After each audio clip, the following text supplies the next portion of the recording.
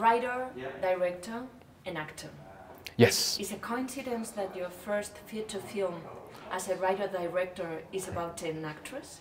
Right. Is that a coincidence? Not at all. Not at all. I mean, that character for me is a kind of a reflection of myself and a reflection of my own experience.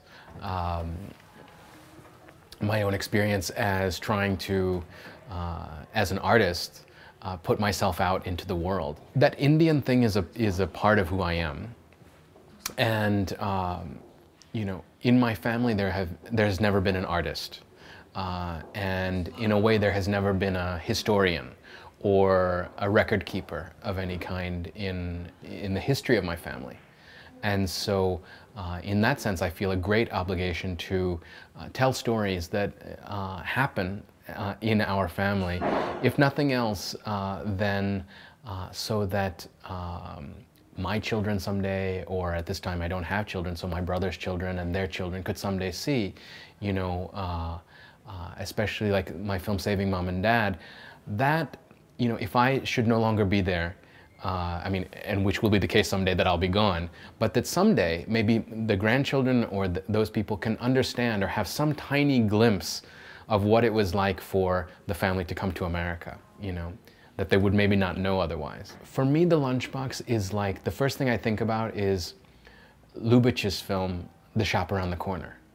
That's what it is, to me, the most sort of common thing with The Lunchbox. It's not, you know, yes, of course it's Bombay, and of course it's this culture, but that story of, really of two human beings who have no connection otherwise, who come together in a very unlikely way. That's the power of that film.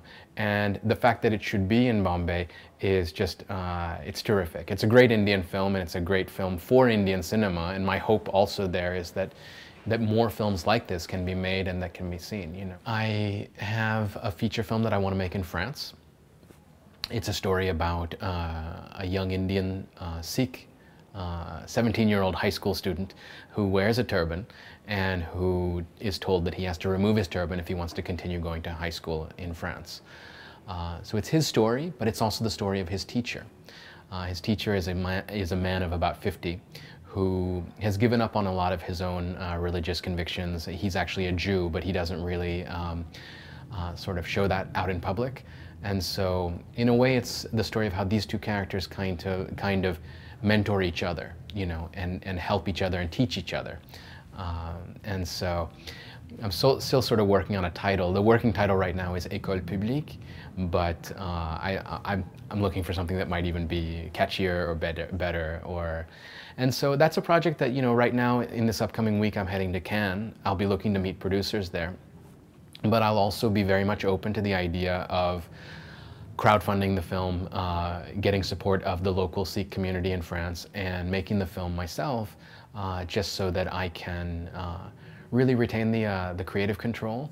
For me, you know, it would be such a shame after having put so much effort into it to suddenly have, you know, kind of the surprise that, you know, there's less money than we thought, or there are fewer shooting days, and that, you know, in a way, there's a triangle of fast, good, and cheap, okay? And so you can always have two of the three, but you can never have all three. And so for me, I want to make a good film, and I want to make a cheap film. And if that means that it can't be fast, then so be it.